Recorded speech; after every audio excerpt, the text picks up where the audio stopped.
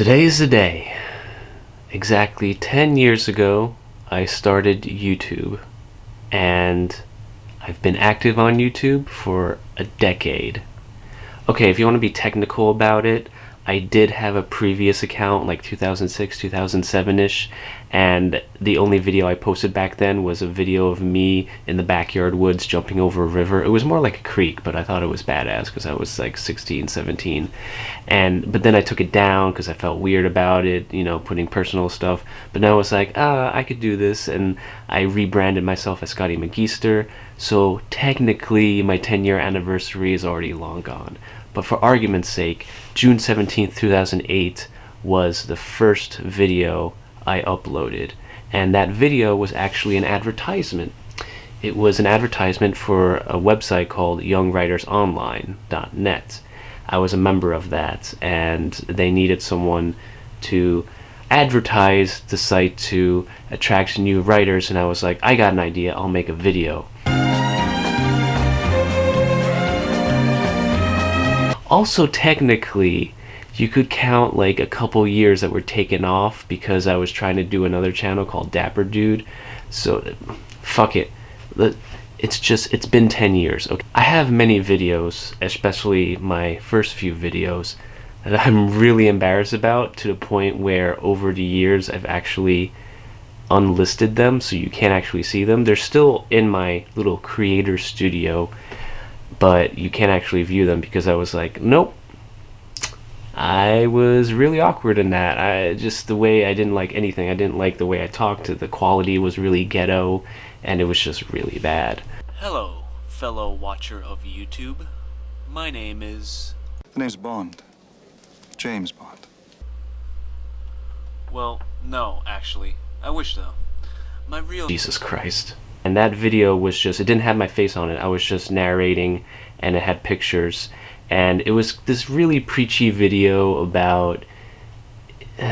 I had this thing where I wanted to like send out this message about like, yeah, fuck the system, fuck the man, you know, and like to be friends with like strangers and break the ice. The more friends you have, you can save the world. And yeah, that didn't happen. Hello, darkness, my old friend. Anyway, I also went through this phase where I only had a mustache, and that only lasted for a couple of videos until I was like, nope, never doing that again. And I also went through this phase where I tried only having the beard, but that made me look awkwardly Amish, like not in a good way. I always intended this channel to be a variety show, a little bit of this, a little bit of that. It kind of morphed more into the direction of film criticism, and that's because the first series I really wanted to post was this series that I created called Secrets of the Scene, and it would be my own critique on movies that I liked. I called it Secrets of the Scene because it was like, you know, it's like alliterative. The first movie that I wanted to talk about in that series was Raiders of the Lost Ark because there was so much I wanted to say about it. I was really excited, but of course a lot of things got in the way, which I'll elaborate on further. I'll show you some of the stuff that I used over the years to record. So this thing is a microphone, and it's so old that it's not a USB microphone. It's, you just plug this into the audio jack or the microphone jack, whatever. And this I used in my first version of the Secrets of the Scene Raiders of the Lost Ark video. One of the comments I got, someone just asked, why is he talking into a toothbrush? This was a toothbrush. It was a microphone, because the video quality was so shitty that you couldn't really tell what the fuck this thing was. And that's because I was using my laptop, the same laptop that my college gave me when I started there. Which, by the way, this September, 10 years ago, I started college.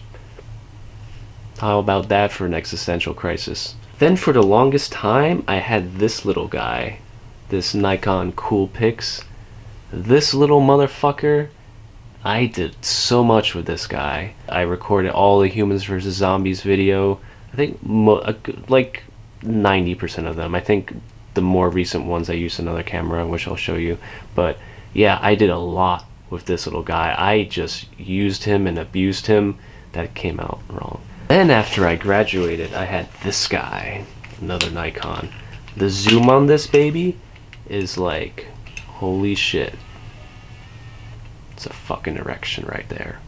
This thing I still use from time to time if I'm like in a rush or whatever, but now I use this awesome snazzy Sony camcorder 4K HD 3D Smell-O-Vision 40-O-Matic, yeah, whatever. The first video editing software was this freeware that I just picked up out of nowhere. I just googled, you know, free video editing software, and it was Pinnacle Video Spin. That was a long ass time ago. Then over the years I realized that I wanted to do more complex things, and that just wasn't doing it. So I got Adobe Premiere Elements 10, and I used that for a long time too, until recently when I got this new Sony camcorder, because apparently the videos on my Sony camcorder can't whatever into Adobe Premiere Elements 10. So I went and torrented a new Adobe Premiere Elements, cause yay, torrenting, pirating, fuck the system. I like to ramble and go on tangents. That is the #1 thing that I wrestled with throughout all my years at YouTube. It was always very difficult for me to just get to the fucking point, because I would talk about one thing and then I would say something else, and then I would be like, oh, therefore, and such as. And then I like to think that nowadays I definitely cut back on that. Now I have more of a system where I write everything out first and then, you know, read through it, kind of rehearse it, and then actually film it. I hate my nose. I always try not to turn, because then this shit happens. Like I said before, I've unlisted a lot of videos from the past because there was one video in particular, I think I still have it, I'm not sure 100%, I have to look back, but I was reviewing the game Final Fantasy Dissidia, which had just come out at the time, and I don't remember exactly what was wrong with me when I recorded it, but I was so lackluster. Okay, this is a game, this is what you do, yeah, it's Final Fantasy, you'd fight each other. I didn't leave it up for like more than a week or whatever, and I was like, no, I'm not. When something is so bad, I don't even open it anymore. I just, you know, I still have it, it's still there. I like to be reminded of it, because then it's like, it gives me motivation to do better, but I don't look at it anymore. I can never really find a definitive place to film my videos. Throughout the entire decade, the scenery has changed a lot. I'm in one room, I'm in upstairs, and in another room upstairs, and I'm downstairs in a basement. And even over the years, I have rearranged the room 1,000 fucking times. And the problem with finding a good space is, it has to do with the fact that I still live with my parents. So yeah.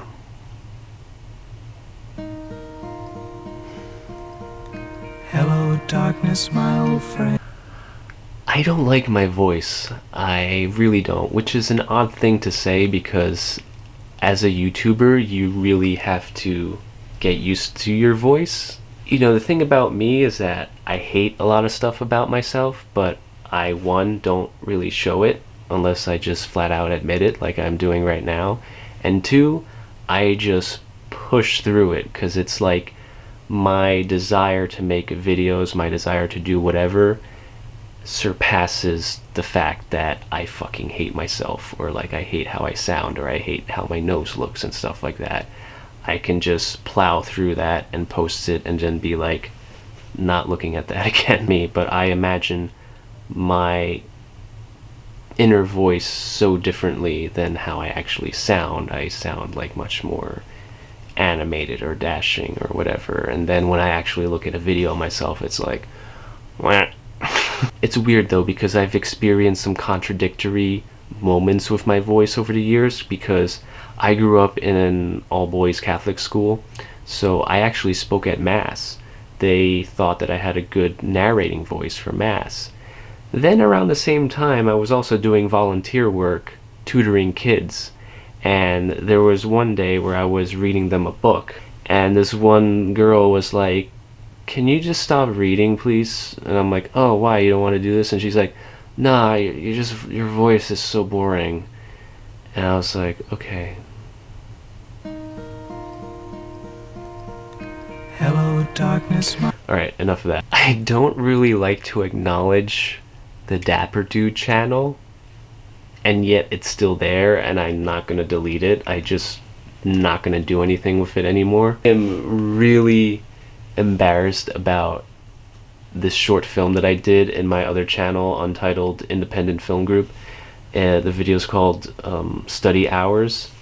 I'm so embarrassed by it, but at the same time I can just laugh at it, honestly, because I know I had a lot of fun directing and writing, because I didn't even, that was a problem, I didn't even write it because I was really overconfident in just winging that video. I was just like, oh, here's a vague outline of these scenes that I want strung together and whatever, we'll just wing it, you know.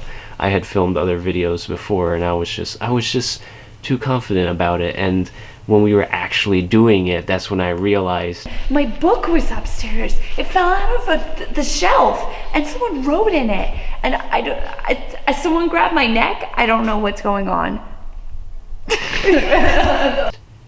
shit, I really need to give my actors a script. Also, the thing with that whole short film is that it was more me really wanting to actually film in a library at my college, because I always wanted to film something, just anything. I was just in love with the whole setting and all the dark hallways and the narrow stairwells and corridors. So it was just like, oh, I really want to do something in there. And you know, it was late, we were rushing, and we weren't really supposed to be filming there anyway. That's how it goes with a lot of my productions. It's like, yeah, there's no one here, so there's no one here to tell us not to do this. That's how my logic goes. Really, the story really turned out as one of those, oh, it was all a dream, but was it? And I wanted this sort of ambiguous ending, because the whole theme of Study Hours is that one girl has been studying there for so long that her sense of reality is starting to like go crazy, and like she can't tell if she's like dreaming or not. And like in a vague sense that sounds awesome, but then in practice when I actually filmed it, it was like, oh my god, I just fell into a cliche. At that point we were just like, I'm just gonna finish it, just finish it.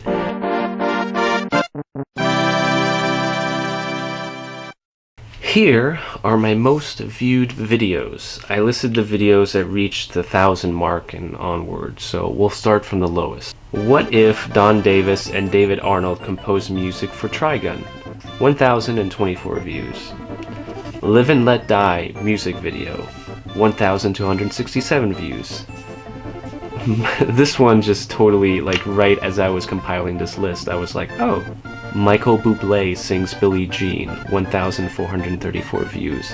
That I saw him live in Atlantic City. Opening text and narration in film, 1,816 views. That video I'm actually pretty proud about.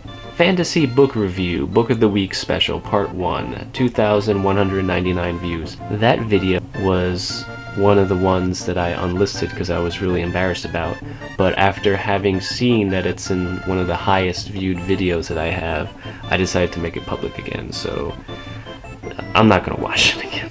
The Fallen, Franz Ferdinand AMV, 2,217 views. What if Daft Punk composed music for The Matrix? 6,287 views. Secrets of the Scene, Raiders of the Lost Ark Part 2, 13,279 views. And the #1 most viewed video as of today is Secrets of the Scene, Raiders of the Lost Ark Part 1 with 82,548 views. I mean, I could really say 83,000. just sound better that way.